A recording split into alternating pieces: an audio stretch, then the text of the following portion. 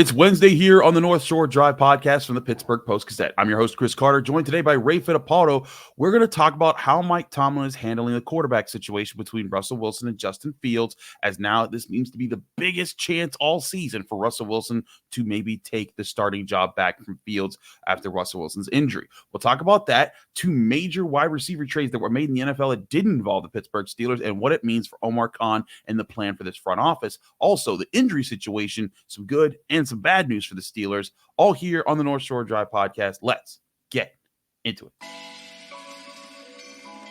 You are now listening to the North Shore Drive podcast, a show on all things Pittsburgh sports from the writers of the Pittsburgh Post-Gazette, hosted by Christopher Carter.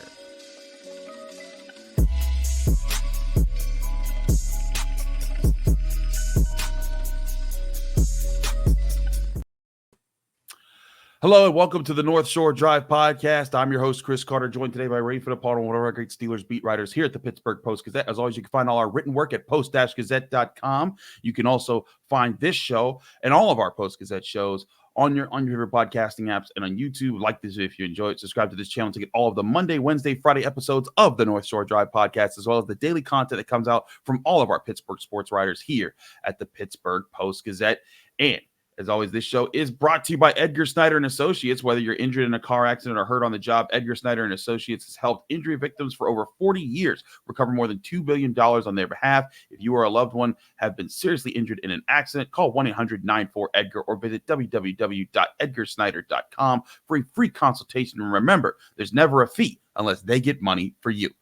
Ray, let's talk about this quarterback situation. You and Jerry kind of detailed it in the post-Tomlin press conference. Mike Tomlin not necessarily naming a starter and naming who will be the guy, but giving a lot more tilt to the possibility of it being Russell Wilson than he has at any point this regular season with this situation. I did a film study that's out on the Pittsburgh Post-Gazette that you can look at right now if you're watching this, listening to this, wherever you are, and it focused on the parts of the offense that Justin Fields just hasn't been able to unlock, especially in throwing the ball downfield and anticipating where defenses are going and in reacting to what they're trying to take away and what they're not able to take away on a regular basis. Now, again, Justin Fields deserves credit. The Steelers are 4-2. He's thrown 5 touchdowns. He's run for 5 touchdowns. He's only thrown 1 interception. He's fumbled 6 times, but only lost 1 of them. He's 4th in rushing yards in the NFL. His 5th rushing touchdowns are most of any quarterback. 4th in rushing for quarterbacks, in total yards there. And he's done a lot of good things that have certainly helped the Steelers. And you can even maybe say he's been the Steelers' best offensive weapon so far. But Ray, I think a big part of what they're hoping that Russell Wilson can do if he is the guy they go with is to make it that he isn't the best weapon, because he's unlocking the other weapons that the Steelers have on their offense who just haven't had too many opportunities to make big plays yet. Yeah, I mean, the biggest takeaway for me, just reading between the lines with Tomlin yesterday, is, the Steelers are always going to be a run-first team under Arthur Smith, but they don't want to be run-only. There has to be more. The offense has to be expanded more. George Pickens has to, produce more than 60 yards per game. I mean, they had to kind of manufacture the last 30 last week with, the deep shot when the game was already decided, So, Pat Freiermuth, he's only averaging around 30 a game, yards per game. So, these are 2 of your biggest weapons, your 2 best weapons, and they have to be more involved in the passing game. Overall, Chris, 28th in the league. It's just not good enough. You fancy yourself a true contender in the AFC. I know the way the Steelers want to play, but you also have to be able to push the ball down the field, score points. And I think it would really help if they were ahead in some of these games in the first half. That would put pressure on the other team, and they wouldn't be playing catch up all the time. So I think when you add all that stuff up, I think it does make sense that it's going to be Russell Wilson on Sunday night against the Jets. And again, we're not saying that it definitely is right now, but based off of, Mike Tomlin has not said that, but I'm with you. I think that he is going to get the nod this week. They brought him in for a reason. Reading the tea leaves, that just makes sense. But I also think the Steelers are positioning it so it's, hey, they are treating this very cautiously and I think it's actually very wise that they are taking this one step at a time, not overly committing to anything. For one, Ray, there's one side of this it's just what football coaches love to do. All football coaches are paranoid. They want no one to know their business if they don't have to know it. So Mike Tomlin can say, hey, Jets, game plan around Justin Fields running the ball everywhere as much as you want, because we might be going with the other guy or we might be going with Justin Fields. So I won't tell you. And that's what he's kind of playing that game there. But I think a big part of this, and I paint this a lot more in the film study that I do, is that Justin Fields has made a lot of plays. He's been able to run the ball really well, and he's occasionally able to fire that laser that's just like, wow, look at the athleticism on this guy. But he has not made the routine reads that you want a veteran quarterback to make, that Russell Wilson you're anticipating can make.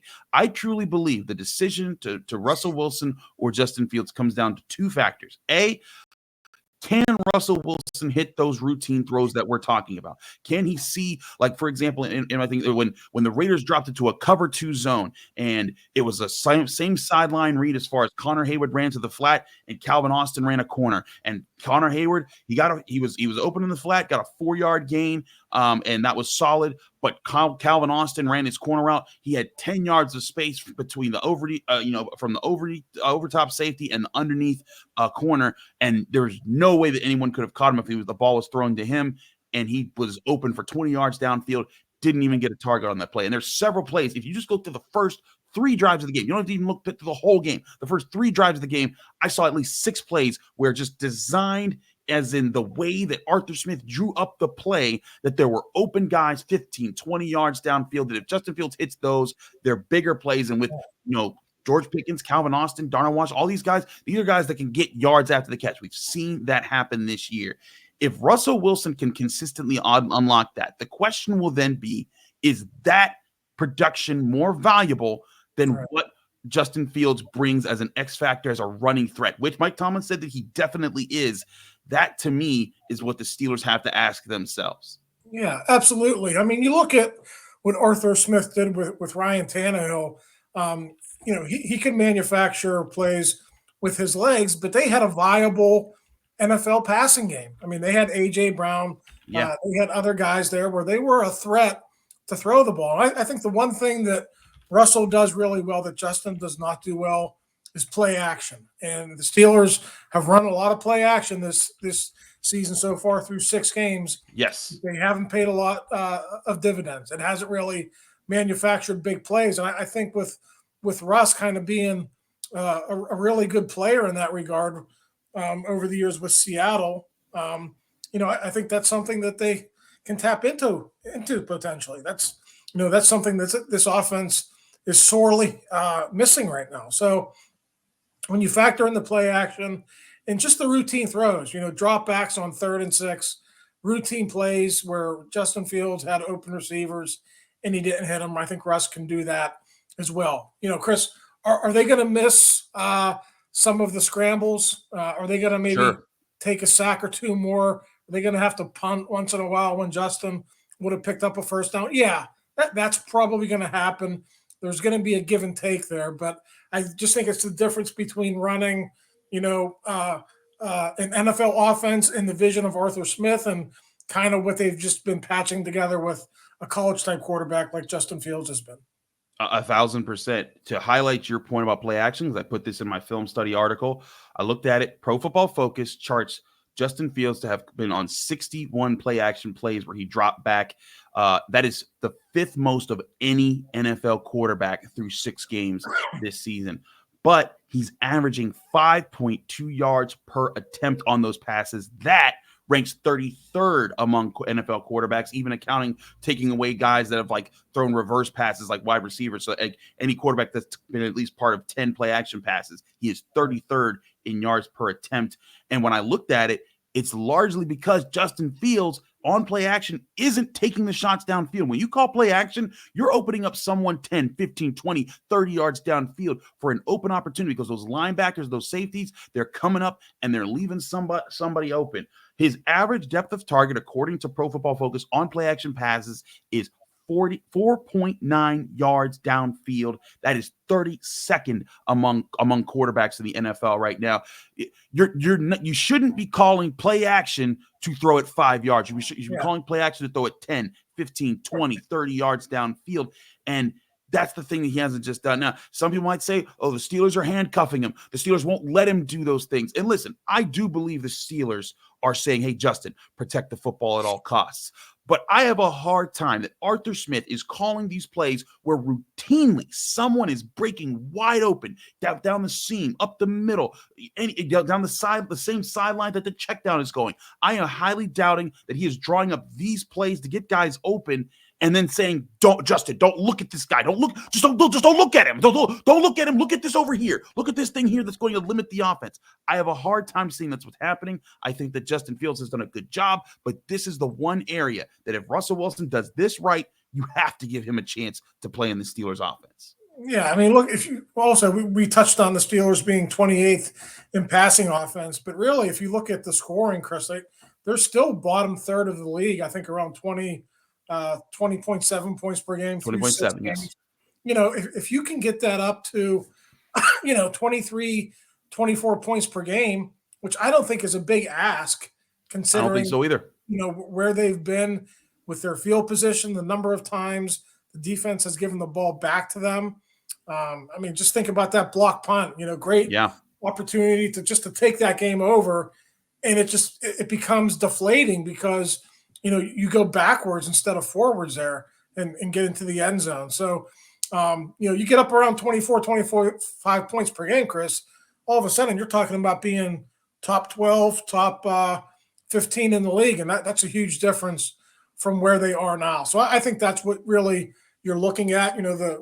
The quote to come out of Mike Tomlin's press conference yesterday was, we've been really good. Justin has been really good at times, but not to be confused with great. I think that's all you need to know.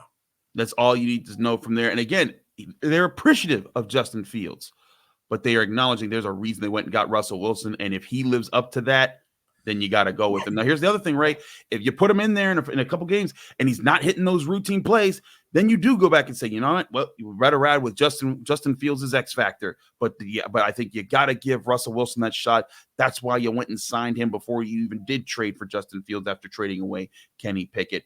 That's the big situation there. I want to talk to you, Ray, about the moves the Steelers aren't making because everyone's been clamoring for the Steelers. Go get a receiver. Go get this guy. Go get that guy. Go get this guy. Go get that guy.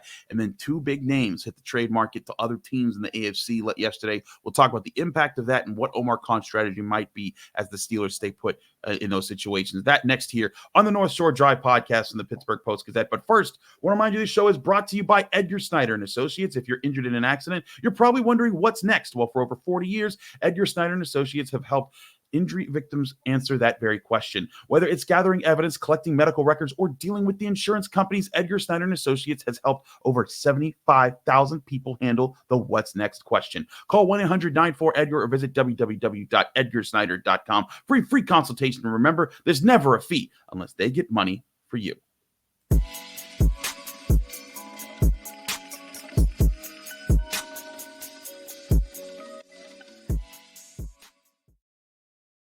Back here on the North Shore Drive podcast and the Pittsburgh Post-Gazette. Chris Carter, Ray Fittipaldo. Ray, let's talk about the moves the Steelers didn't make that everyone was talking about should happen all season. First, okay, I'll get this one out the way. The Amari Cooper trade, I know some people were like, oh, the Steelers missed out on that. The Browns were never in a million years going to trade Amari Cooper, of all people, to the Pittsburgh Steelers. There are very rare situations where there's interdivisional trades or intradivisional trades, and those trades are for guys like Chris Wormley, who the Ravens and the Steelers have to guys that are depth players that you don't really care about in the long run, but not Amari Cooper, who is one of the better receivers in this league, who has beaten the Steelers on occasion, and not a player like that who went to the Buffalo Bills as the Browns gave up Cooper in a 6th round pick, while the Bills gave up a 3rd and a 7th round pick. I want to get that through people's heads right now.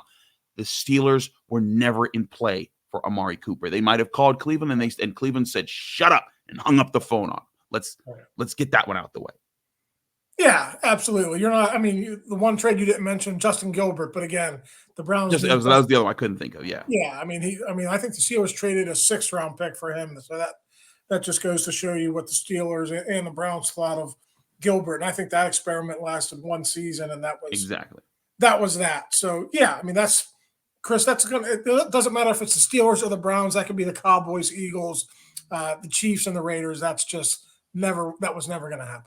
Exactly. Now, the move that everyone is saying, okay, we get not Cooper, but what about Davante Adams? Because Davante Adams goes to the Jets from the Raiders. It is a conditional 3rd-round pick that can turn into a 2nd. I believe it's if Davante Adams is named an All-Pro at the end of the season, which seems unlikely considering he hasn't been playing a whole lot, and there are some really good playmaking wide receivers in the NFL right now.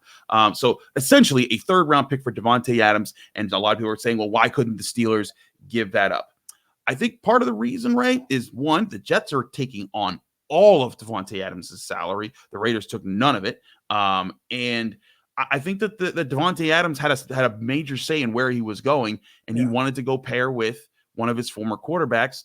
Derek Carr had a strong start to the season for the Saints, but he's hurt. Now the Saints are 2-4. The Jets haven't had a great start either, but Aaron Rodgers is there and has shown the ability to still have his arm and to still be a playmaker. So I think Davante Adams, one, wanted to go somewhere, and he probably chose the Jets. But 2, I also think the Steelers weren't as heavy players as some people made them out to be. I think they were certainly on the phone. I think they were certainly trying to make something happen if it could. But this wasn't like this. The Steelers offered a 4th and the Jets offered a 3rd, and the Steelers just wouldn't budge. Right. I think it was more like the Steelers or the Steelers were desperate and they just weren't desperate enough. I think the Steelers weren't desperate. I think they were like, hey, if you want to get rid of him and you can't find a home, here's our offer. And they said, you know what, we're going to send him over here for whatever reason. I don't think the Steelers actually missed out because I don't think that they were gunning for either of these guys. Just like I said from all along, they weren't gunning for Brandon Ayuk. They were putting out a feeler, be like, hey, Niners, here's this little trade here if you want to give him to us for not that much. And then when they said we're paying him big money, it's like, okay, you do that, but we weren't going to give you your 2nd or 1st-round pick there in that situation. How do you read, Ray, the fact that the Steelers have not made this big splash move with their front office to go after a star receiver? Yeah, I don't think fans understand that these players have a lot more power in deciding where they want to play than people realize. I mean, Brandon Ayuk basically let it be known that he was going to play for the Steelers or the 49ers. And, in the end, he got what he wanted. He's able to play with Brock Purdy. And at the time, it seemed like an NFC Super Bowl contender. I suppose the 49ers can still be that, but, they're off to a little bit of a rough start. And I think the same with Davante Adams. I mean, it makes sense, Chris. That's where he had his most success with Aaron Rodgers as his quarterback. Mm-hmm. There's a familiarity there. And don't discount this. The Jets are not going to pay the 2025 and 2026 salary of Davante Adams. So Davante Adams has to go somewhere where he's going to get targets and he's going to produce. And the best place to do that, the best place to increase your financial value is at a place like Aaron Rodgers, where he basically runs the team. There's no offensive coordinator or no head coach who's going to tell Aaron Rodgers who to throw to.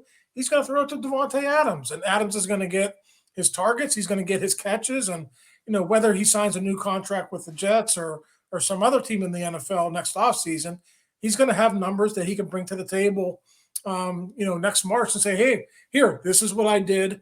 And I think that's also a huge factor in this as well. Why else would you go to a 2-4 team that's, seemingly falling apart at the seams? They fired their head coach a week ago. Aaron Rodgers is basically the GM there. Why would you go there?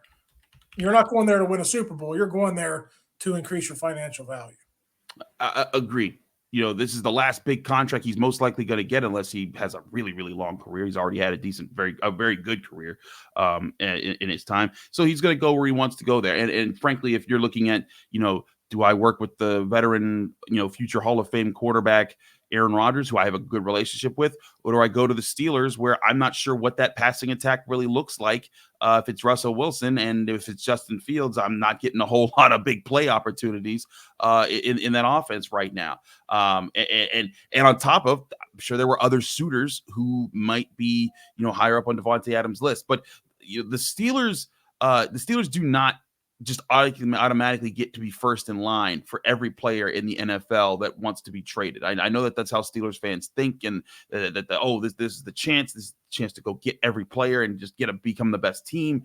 But being realistic, there's always competition out there. And again, for some people who are saying, well, why couldn't they just trade a second instead of a third, and they would have got it? A second round pick is the kind of pick that you spent this year to go get Zach Frazier, who will get to his injury status in a minute here. But the impact of a Zach Frazier type of player you could get could be long standing if you do it right in the NFL draft. And lately the Steelers have been getting playmakers. They've been, there have been a lot of praises for Omar Khan's early drafts. And I think if you want to continue that, you don't sell the farm down the road for a 32-year-old wide receiver. And I also want to say this, even outside of those three names we mentioned, Brandon Ayuk, Davante Adams, Amari Cooper, I still think the Steelers could be in play for a wide receiver to add to this room. But I also don't think it's an in-play situation where they're going to sell the farm or give up major picks to do so, unless it's a ridiculous deal that benefits them. Because again, in this passing offense so far, I feel like when we've been talking about, and as I point out in this film study, guys like Calvin Austin, even Van Jefferson, Darnell Washington, Pat Freiermuth, even George Pickens at times, they're getting open and just not getting looks. And it's kind of like, I feel like the parent who says, we got McDonald's at home. We don't need to go get McDonald's. When you got McDonald's right here, you can't even eat what's right on your plate in front of you if you're the Steelers passing offense. Why are you going to pay some extravagant price for this shiny thing to add to your meal here, to add to your menu, and when you're not even going to unlock what you already have? And to me, that's the problem the Steelers run into, is that, people want to say, oh, the receivers aren't getting open. Trust me, they are. And if you add this wide receiver to the room, like let's say the Steelers have Brandon Ayuk in these first two games, he might make some more plays, but he's probably getting looked over to the same way that these open receivers have been looked over all season by Justin Fields. And I think that is why the Steelers haven't gone crazy to go make a big move or a big splash to make a wide receiver trade happen. Yeah, I mean, just look at the tight end usage for Arthur Smith, not only over the course of the season, but even in that Raiders game, Chris. I mean, Pat Freiermuth played like 89% of the snaps. Darnell Washington up around 75% of the snaps. Connor Hayward, even though he hasn't been productive, he played, I think, 36% of the snaps in that game. Arthur Smith is going to use his tight ends no matter what. He would use his tight ends even if the Steelers had Brandon Ayuk or, player A who comes in a trade at the trade deadline. That's just the way he operates. That's the way he runs his offense. So, would it be beneficial to have a true number one or a true number two to go along with George Pickens? Yeah, but I think Arthur Smith has done this long enough that he can get by with the personnel that he has, and the Steelers can be successful in an offense like that. Certainly. I allude to Zach Frazier. He is out this week, according to Mike Tomlin. We are going to talk about the impact of his injury, what the Steelers are doing there, and maybe some other players the Steelers might be getting back this week and the impact of those players. All that next here on the North Shore Drive podcast from the Pittsburgh Post-Gazette. Chris Carter, Ray Fittipaldo. But first, we'll remind you the show is also brought to you by Savinas, Kane, and Gallucci. They're your mesothelioma and asbestos lawyers with over 85 years of experience. Call them now for a free consultation. That's Savinas, Kane, and Gallucci. We're also brought to you by Moon Township Honda. You can get your new new Honda at Moon Township at 5802 University Boulevard in Moon Township, Pennsylvania, or at their website, moonhonda.com. Here's a message from our friends at Moon Township Honda. To build the Honda CR-V Hybrid, we took everything you love about the CR-V and kicked it up a notch with greater power for a CR-V unlike any before. Adventure confidently with Honda, Car and Driver's most awarded brand in 10 Best history. The CR-V and CR-V Hybrid, part of the Honda line of rugged vehicles. Visit your local Honda dealer where new vehicles are arriving daily. Buy online or reserve from select Honda dealers.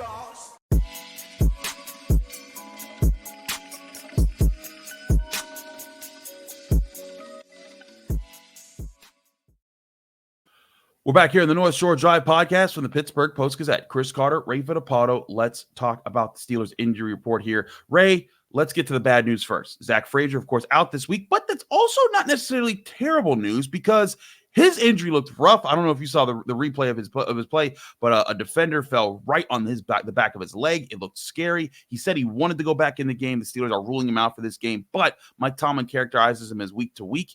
At worst, he might be out to the bye week and then back for the Commanders game after the bye. At best, he might be back the next game against the Giants. But certainly, I think Zach Frazier has proven to be a really good asset for the Steelers offense as a rookie.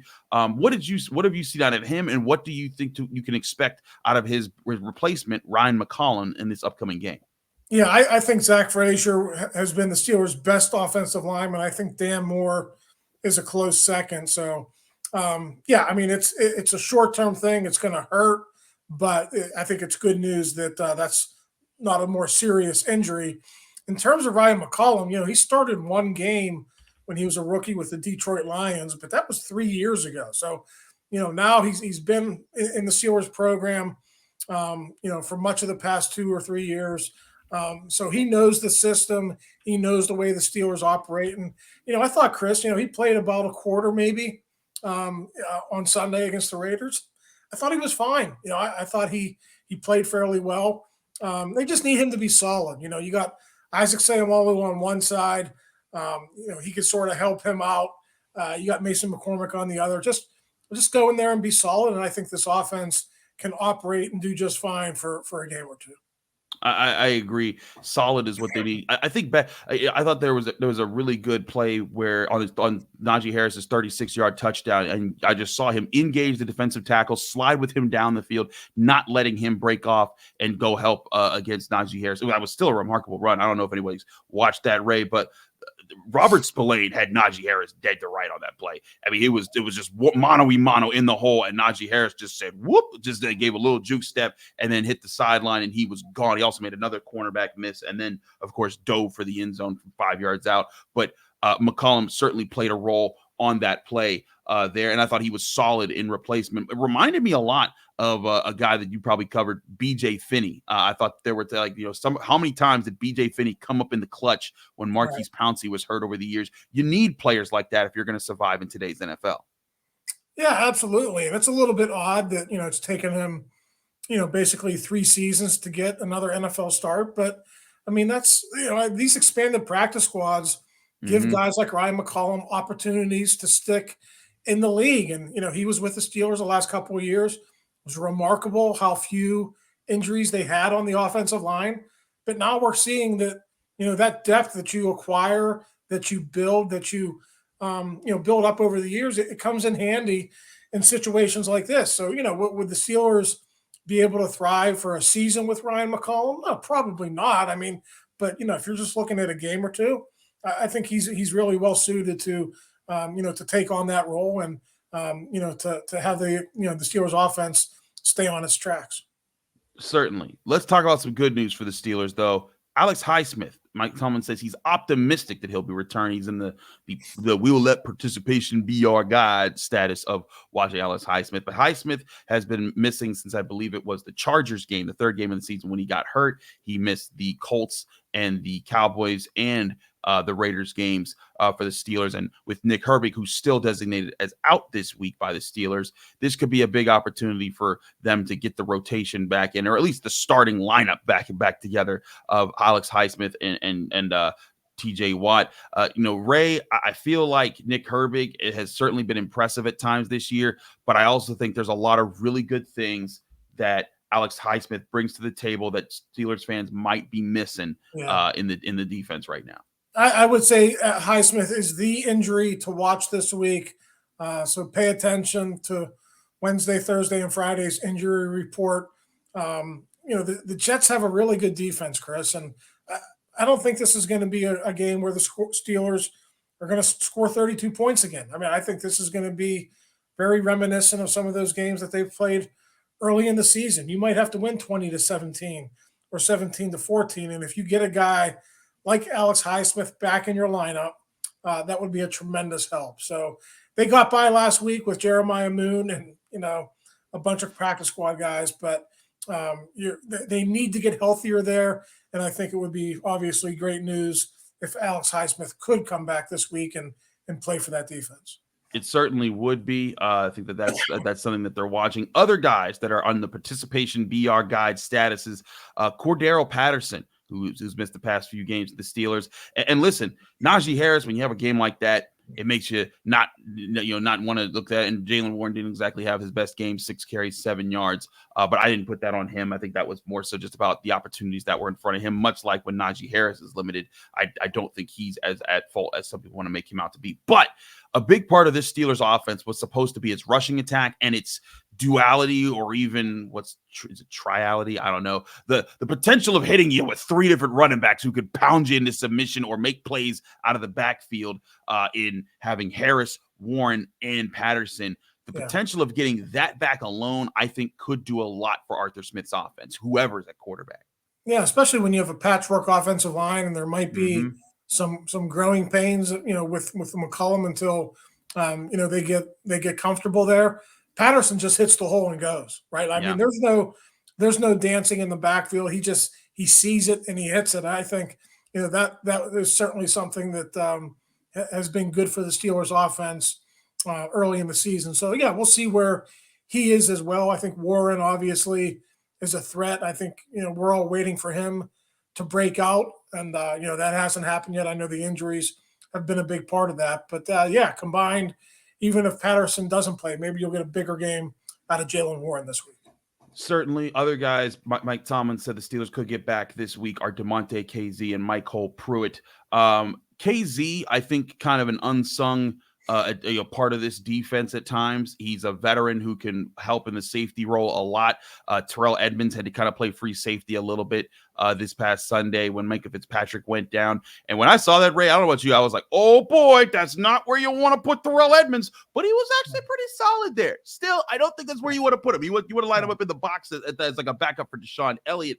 DeMonte KZ is more that guy that you want back at free safety, but having him back this week would be big to allow that rotation. But also Michael Pruitt, Ray, because we saw the rotation of 4 tight ends at the start of the season. Connor Hayward, Darnell Washington, Pat Freiermuth. They're a good trio. But when you throw in Pruitt, his ability to block, his ability to make use his hands and make plays in the passing game, it's another weapon that can diversify where the ball might be able to go in this Steelers offense if these guys are healthy.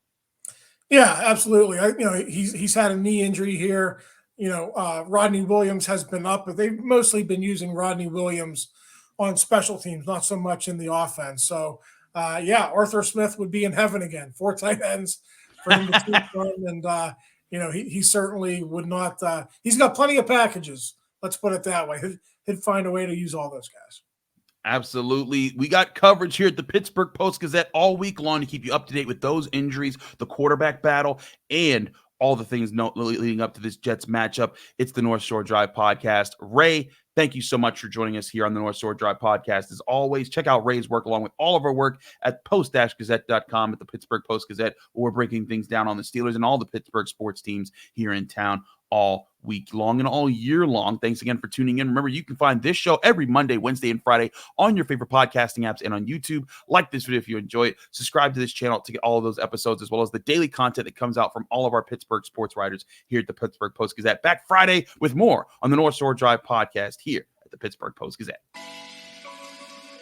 Thank you for tuning in to another episode of the North Shore Drive podcast from the Pittsburgh Post-Gazette. If you watch this video on YouTube, please like the video and subscribe to our channel. For all the sports coverage from the Post-Gazette that we have to offer, visit post-gazette.com.